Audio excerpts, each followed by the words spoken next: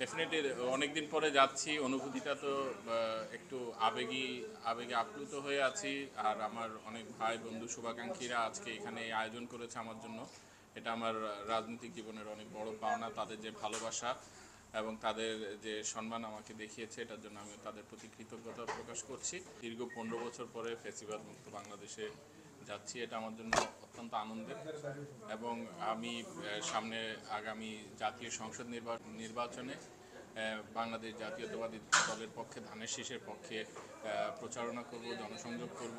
ধানের শীষের প্রার্থীকে জয়ী করানোর জন্য মানুষের দুয়ারে দুয়ারে যাব এবং তারেক রহমানের রাষ্ট্র মেরামতের 31 দফার বাস্তবায়নের জন্য কাজ করব এবং জাতীয়তাবাদের রাজনীতিকে তুলে ধরব সবার কাছে। এটাই আমার আশা এবং প্রত্যাশা।